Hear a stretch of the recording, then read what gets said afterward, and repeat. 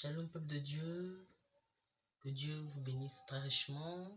Je suis très heureux de vous revoir encore en ce jour très glorieux. Ça fait très longtemps que nous avons parlé de ce sujet qui était censé être dit encore une fois de plus, le vol numéro 3. Mais malheureusement, je ne me sentais pas trop bien, donc voilà pourquoi j'avais manqué tous ces jours-ci de repasser et continuer le sujet de Genèse livre du commencement. En tout cas, je vous remercie très richement. Je suis vraiment heureux de voir qu'il y a des gens qui m'ont envoyé des messages en disant qu'il faut continuer le sujet Genèse livre du commencement que tu es en train d'entamer là de ton exhortation. Et je suis vraiment content, j'aime exhorter, c'est un bonheur pour moi. Je crois fermement que quand j'exhorte, quelque chose se passe dans la vie de tout un chacun.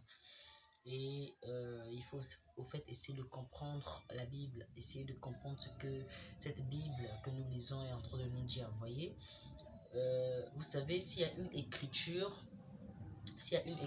que les gens lisent, mais qu'ils ne comprennent pas, il s'agit de la Bible. Il y a des gens qui peuvent lire la Bible. La Bible se trouve dans plusieurs langues. La langue russe, la langue française, la langue américaine. Ça peut être en anglais, ça peut être en français, ça peut être en allemand. Vous voyez, mais si la personne n'a pas la révélation, cette personne ne pourra pas comprendre ce qui est dit dans ce livre-là. Et nous avons reçu un prophète qui vient nous apporter les détails de la vision. Il vient nous apporter ce que ce livre mystérieux est en train de nous déclarer. Et c'est très important de maîtriser ce que nous dit la Bible. Parce que ces versets-là, c'est ce que nous devrions vivre. Ça nous parle, ça s'adresse à nous. Amen.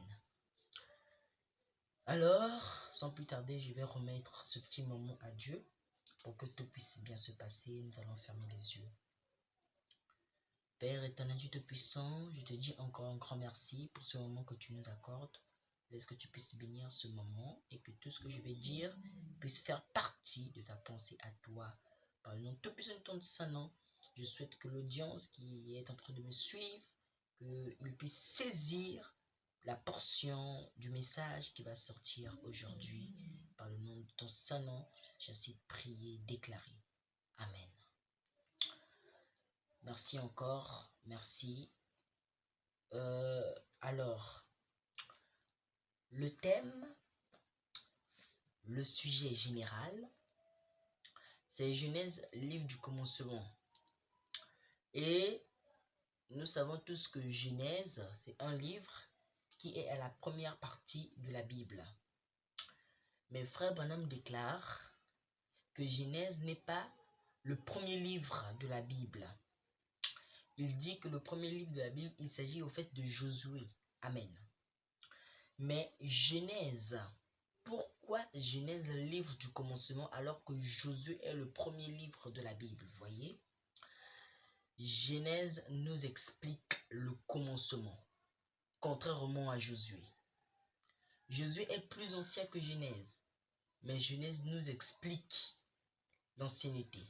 Genèse nous explique le début. Genèse nous explique le commencement. Amen. Voilà pourquoi nous appelons Genèse livre du commencement. Parce que c'est Genèse qui explique comment a commencé le péché, comment a commencé la terreur. C'est Genèse qui explique tout ça. Et en prenant le thème Genèse livre du commencement, nous avons parlé de la création du monde en prenant du chapitre 1 au chapitre 2. Et arrivé au deuxième vol, nous avons parlé du péché dans le jardin d'Éden en prenant le chapitre 2, le verset 23 et le chapitre 3. Maintenant, nous allons parler de la sémence du serpent et la sémence d'Adam. Amen. On va parler de ça. Ça, c'est le sujet, le petit sujet qui vient dans le vol 3 de Genèse, livre du commencement. La sémence du serpent et la sémence d'Adam. Alors, ça nous scandalise. Comment ça, la sémence du serpent et la sémence d'Adam? Ne vous inquiétez pas, on va comprendre ça. Nous allons prendre nos Bibles. On va lire dans Genèse chapitre 4, le verset 1. Et aujourd'hui, On va continuer jusqu'au verset 16. C'est là où nous allons nous arrêter dans ce vol 3. Mais ne vous inquiétez pas, ça paraît facile, mais au contraire, ici, il nous faut le prophète. Amen. Alors, Genèse chapitre 4, le verset 1 nous dit: Adam connut Ève, sa femme. Elle conçut et enfanta Caïn. Vous écoutez ça? Adam connut Ève, sa femme. Elle conçut et enfanta Caïn. Et elle dit: J'ai formé un homme avec l'aide de l'Éternel. Amen. Elle enfanta encore son frère Abel. Abel fut berger et Caïn fut laboureur. On est bien clair jusqu'à présent, la Bible est en train de nous expliquer. Après le péché vécu dans le jardin d'Éden, ils furent bannis. Et vous savez qu'à la sortie, il y avait des chérubins qui protégeaient l'arbre de vie.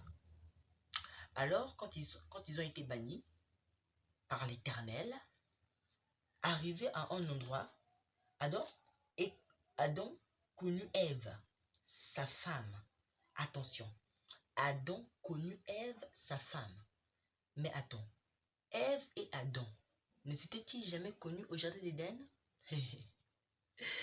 Mais pourquoi Adam connut encore Ève, sa femme? Qu'est-ce qui se passe? Maintenant, Ève n'est plus une compagnie. Amen. Maintenant, Ève n'est plus la compagnie d'Adam. Ève est maintenant la femme d'Adam. Qu'est-ce qui s'est passé? Il s'agissait du péché dans le jardin d'Éden. Nous savons très bien que Adam et Ève sont déjà mari et femme. Après le péché, ils sont mari et femme. Gardez ça en tête parce que tout à l'heure, nous allons comprendre tout ça. Écoutez maintenant. Ici, on a bien dit qu'il conçut et enfanta Caïn. Amen. Et elle dit: J'ai formé un homme avec l'aide de l'Éternel. Elle enfanta encore son frère Abel. Abel fut berger et Caïn fut laboureur. On continue maintenant au verset 3. Ce que dit la Bible. Ce que dit la Bible. Au bout de quelque temps, Caïn fit à l'Éternel une offrande des fruits de la terre. Et Abel, de son côté, en fit une des premiers-nés de son troupeau et de leur graisse. L'Éternel porta un regard favorable sur Abel et sur son offrande. Mais il ne porta pas un regard favorable sur Caïn et sur son offrande. Amen. Donc l'Éternel, Caïn et Abel, ils s'en vont. Ils partent donner l'offrande à l'Éternel. Alors Caïn et Abel vont donner l'offrande d'abord à Dieu. Mais arrivés dans le lieu pour donner l'offrande, Dieu n'est pas content de l'offrande de Caïn ainsi que de lui. Mais par contre, aux yeux d'Abel, il est très content. Il donne un regard favorable, un regard de joie. Il est heureux pour l'offrande d'Abel, mais pas pour Caïn. Vous voyez? De ce fait, la Bible dit au verset 5, mais il ne porta pas un regard favorable sur Caïn, sur son offrande. Caïn fut très irrité et son visage fut abattu. Et l'Éternel dit à Caïn: Pourquoi es-tu irrité et pourquoi ton visage est-il abattu? L'Éternel a vu. Il a vu que Caïn était devenu abattu.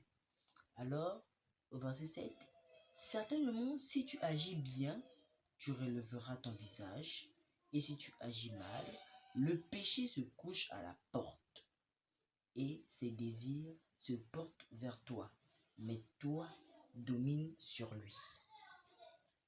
l'Éternel est en train de lui parler à Caïn. Tu es comme ça. Mais pourquoi tu es comme ça? Toi, domine sur le péché. Il est à ta porte là. Comprenons cela. C'est très important. Je sais où je vais en venir avec ce vol 3. Écoutez. Au verset 8. Cependant, Caïn adressa la parole à son frère Abel. Mais comme ils étaient dans les champs, Caïn se jeta sur son frère Abel et le tua. On peut s'arrêter là? Prenons le prophète William Marion Branham. Je n'arrive pas à comprendre ce qui vient de se passer. Vous voyez, Caïn et Abel sont sortis d'un même ventre. Il s'agissait d'Ève, la femme. Ève était cette femme qui enfanta Caïn et Abel. Mais pourquoi Caïn a-t-il agi de la sorte? On va comprendre ça. Alors, dans la brochure Apocalypse chapitre 5, deuxième partie, prêché le 18, 6e mois 61, le prophète William Marion Branham déclare, écoutons très bien ce que dit le prophète William Marion Branham, le paragraphe 144. Il dit, et la sémence du serpent remonte à la Genèse. Bien évidemment, nous sommes dans la Genèse. Si le serpent s'il n'avait pas de sémence, alors Christ ne serait pas né. Parce qu'il a dit, je mettrai inimitié entre ta sémence et la sémence du serpent. On s'arrête là. Là, nous sommes dans le sujet. Écoutez très bien.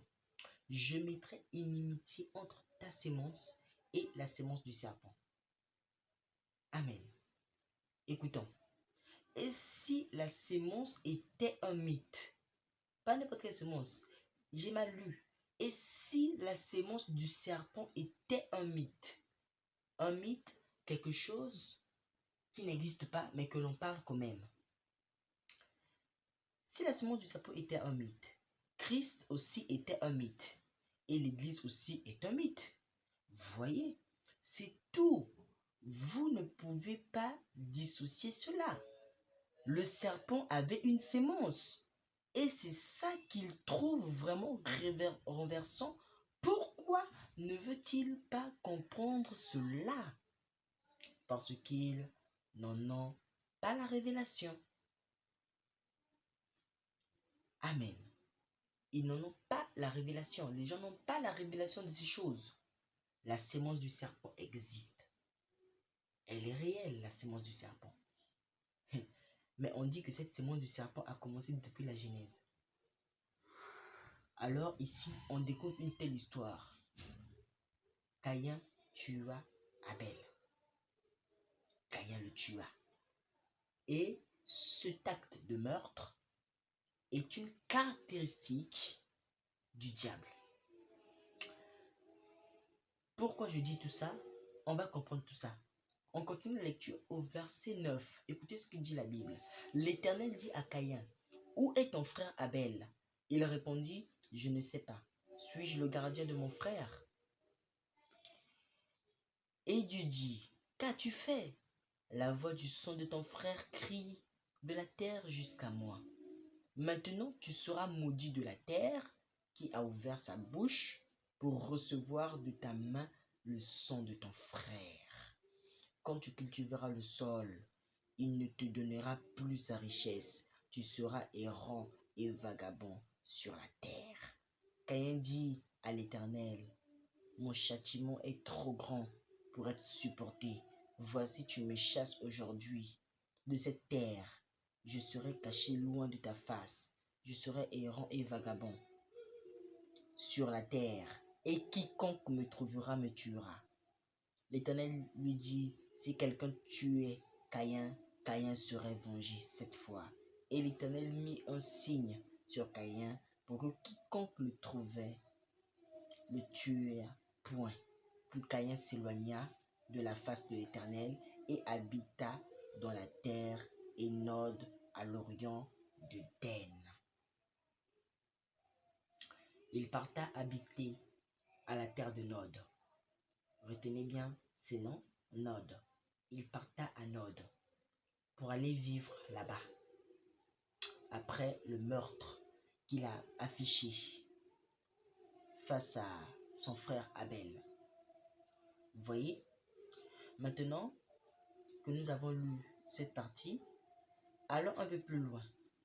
On va lire cette fois-ci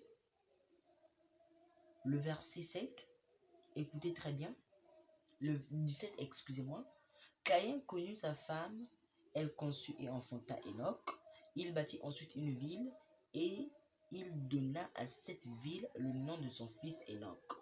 Enoch engendra Irad. Irad engendra Mehujaël. Mehujaël engendra Metsukaël. Metsukaël engendra Lémec. Lémec prit 2 femmes. Le nom de l'une était Ada et le nom de l'autre Silla. Ada enfanta Jabal. Il fut le père de ceux qui habitent sous des tentes et près des troupeaux. Le nom de son frère était Jubal. Il fut le père de tous ceux qui jouent de la harpe et du chalumeau. Silla, de son côté, enfanta Tubal, Caïn, qui forgeait tous les instruments d'airain et de fer. La sœur de Tubal-Caïn était Naama. Lémec dit à ses femmes, Ada et Tsilla, écoutez ma voix. Femmes de Lémec, écoutez ma parole. J'ai tué un homme pour ma blessure et un jeune homme pour ma meurtrissure. Caïn sera vengé 7 fois et Lémec 77 fois. Adam connut encore sa femme. Elle enfanta un fils et l'appela du nom de Seth. Car dit-elle, Dieu m'a donné un autre fils à la place d'Abel, que Caïn a tué. Seth y eut aussi un fils et il l'appela du nom d'Enoch. C'est alors que l'on commença à invoquer le nom de l'Éternel. Attendez, Adam connut encore sa femme. Adam connut encore sa femme. Donc, Adam avait d'abord connu sa femme et maintenant Adam connut encore sa femme. Est-ce que vous pouvez reconnaître ce que ça veut dire? C'est ça la parole. Il y a des mystères dans la parole. Adam connut encore sa femme et enfanta un fils et l'appela du nom de Seth, car dit-elle, Dieu m'a donné un autre fils à la place d'Abel. Alors, on va lire l'écriture qui va nous parler de ça. Écoutez très bien ce que dit le prophète. Nous allons lire dans la brochure La condamnation par représentation, prêchée le 13 11e mois 60. Nous allons commencer à partir du paragraphe 100. Écoutons ce que dit le prophète William Marion Branham dans cette brochure. Le serpent était un homme. Le sang d'un animal n'est pas compatible avec le sang d'un être humain. Ici, il ne s'agit pas du sang de la voix. Il s'agit du sang de l'organe. Amen. Avec S-A-N-G. Le serpent était un homme. Le sang d'un animal n'est pas compatible avec le sang d'un être humain. Branham, Monsieur Branham, que voulez-vous m'expliquer? Écoutez, non monsieur, mais cette espèce-là était entre les deux. Tellement semblable que là, il était compatible. Et Satan le savait. Un grand gaillard, un géant. On a trouvé des grands géants dans le pays après ça. N'est-ce pas étrange? J'aurais bien voulu que Joseph, l'écrivain, pense à ça. D'où est-ce qu'ils sont venus, ces géants? de la sémence du serpent. Amen. Les géants. Les géants. D'où est-ce qu'ils sont venus? Je vous ai répété tout à l'heure de la Bible qu'il fallait retenir le nom de Nod. En réalité, quand Caïn avait tué son frère, il est allé dans le pays de Nod et a conçu des enfants, une postérité, appelée la descendance de Caïn. Et cette descendance a évolué à Nod. Et ils se sont fait remarquer en quittant Nod. Amen. Et ils avaient constaté que c'était des géants. Des géants. Et Frère Branham déclare, mais où ont quitté ces géants? Et il insiste encore et il donne une réponse précise de la sémence du serpent. Oh, Frère Branham, c'est fort. La Bible dit qu'il ferait que la sémence du serpent. La sémence du serpent. La sémence, le serpent a eu une sémence. Amen. Et la sémence de la femme, mais bon, vaut mieux les laisser. Ils n'y croient pas. Alors, nous les prenons comme ça, comme les tout petits. Mais quand elle a fait ça, elle a tout contaminé. Frère Branham a voulu parler d'un truc très important ici, mais il s'est arrêté. Mais est-ce que vous pouvez comprendre ce qu'il a voulu dire? Exactement, Caïn faisait partie de la sémence du serpent. Il ne faisait pas partie de la sémence de Dieu. Il ne faisait pas partie de la sémence d'Adam. Amen. Vous savez, le fait de croire au serpent, Ève avait été séduite. Amen. Et cette séduction lui a rendu femme porteuse de la sémence du serpent. De ce fait, Caïn est sorti de cette sémence-là. Caïn n'a rien à voir avec les plans de Dieu. Amen. Il s'agissait de la sémence du serpent. Alors, vu que Satan n'est pas capable, Frère Branham dit, vu que Satan n'est pas capable de créer un être, il va passer par l'être déjà créé et il va introduire les caractères génétiques qu'il appartenait. Et à travers ces caractères, la sémence du serpent est sortie et a donné naissance à Caïn. La Bible déclare que elle enfanta Caïn, vous voyez.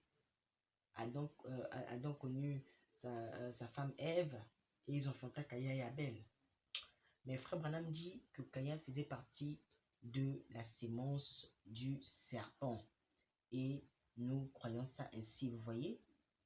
Et vous vous dites certainement, mais pourquoi Caïn est de la sémence du serpent? Écoutez très bien. La sémence du serpent. Prêché le 28, 9e mois 58. Le paragraphe 194, ce que dit Frère Branham. La sémence du serpent arrive. Et qu'est-ce qu'elle produit? Maintenant, prenons-les. Première année. Maintenant, regardez bien ce qui va se passer là. Nous allons le dire directement parce que je viens de le vérifier. La sémence du serpent a produit Caïn. J'espère que vous avez vos brochures là où vous êtes en train de me suivre. Frère Branham est en train d'insister. La sémence du serpent a produit Caïn. C'est Caïn qui est le résultat de la sémence du serpent. Caïn est allé dans le pays de Nod, ce qui a produit des géants. Amen. Et ensuite, ils sont allés dans le pays de Noé. Après le pays de Nod, ils sont allés dans le pays de Noé. C'était des gens intelligents, habiles, instruits. Pas vrai? C'était des bâtisseurs. La Bible a bien dit, nous l'avons vérifié. C'était juste. Amen. Des inventeurs, des savants. Pas la sémence du juste, mais par la sémence de Satan.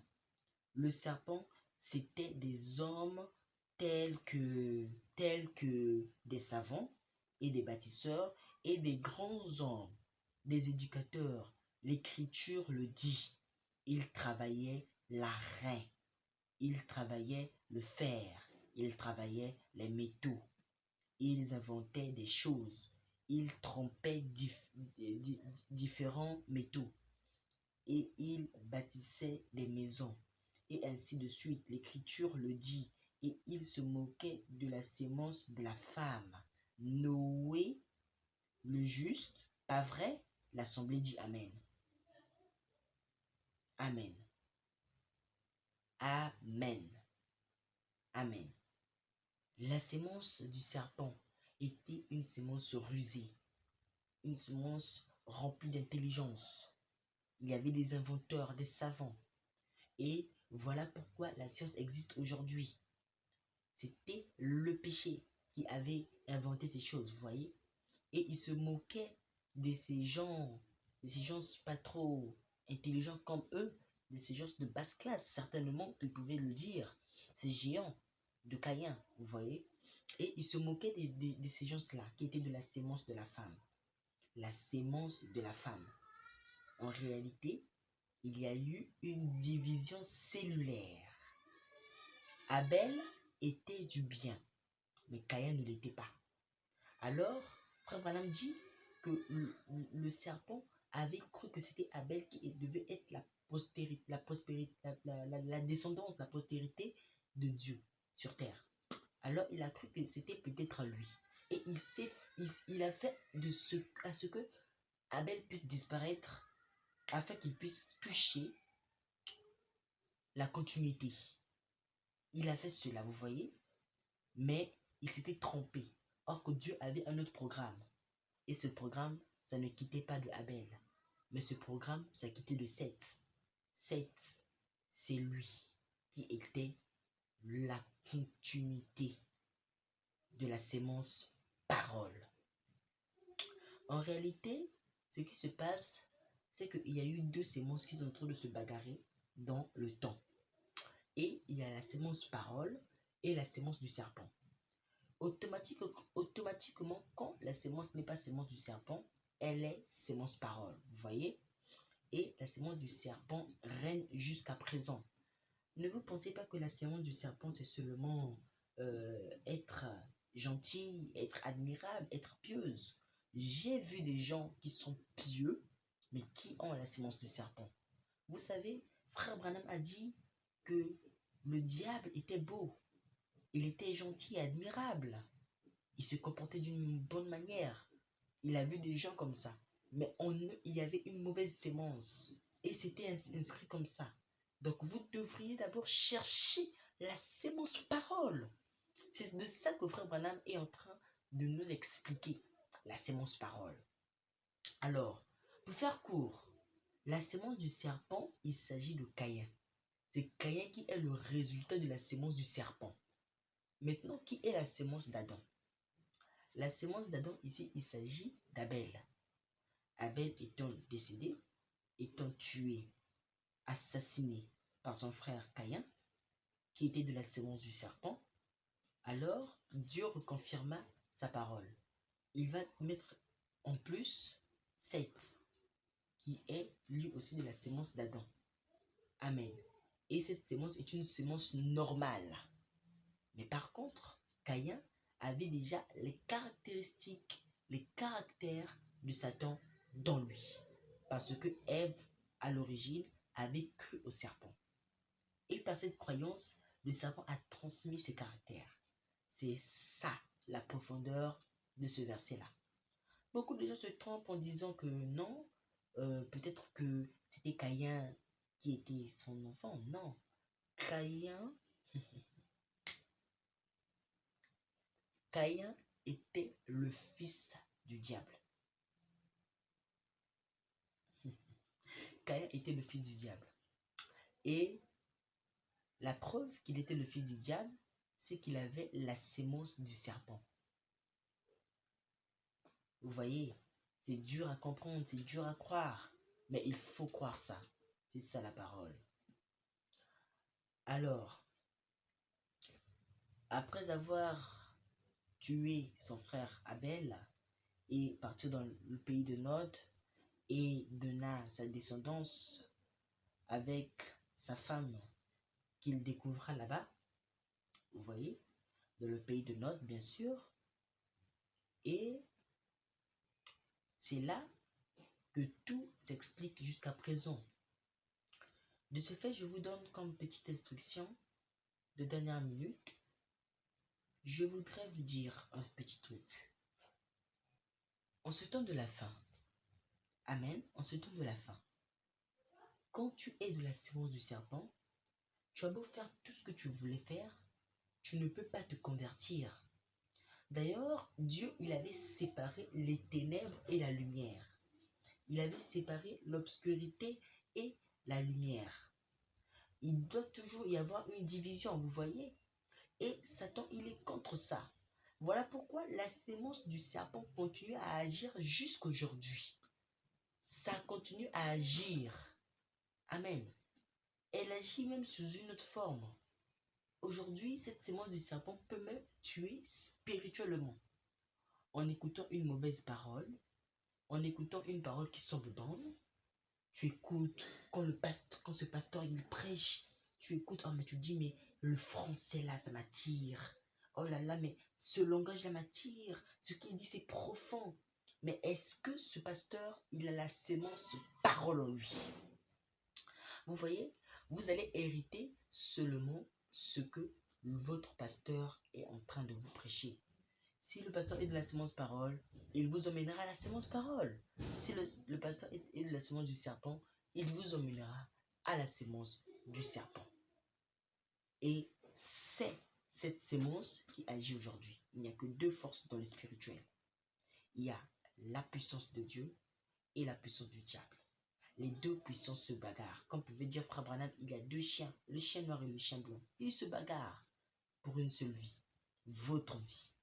Et c'est vous qui devriez prendre conscience de quelle sémence je suis. Suis-je de la sémence du serpent? Suis-je de la sémence de Dieu? Mais on ne peut pas savoir ça comme ça. Étant donné qu'on ne peut pas savoir ça comme ça, il faut que nous puissions découvrir cela par notre nous, par notre capacité à nous. Nous nous mettons en prière. Nous nous mettons dans la concentration pour savoir, Seigneur, mets-moi de la sémence parole. Amen. Que Dieu vous bénisse. Nous allons continuer le vol numéro 4 la prochaine fois. Shalom.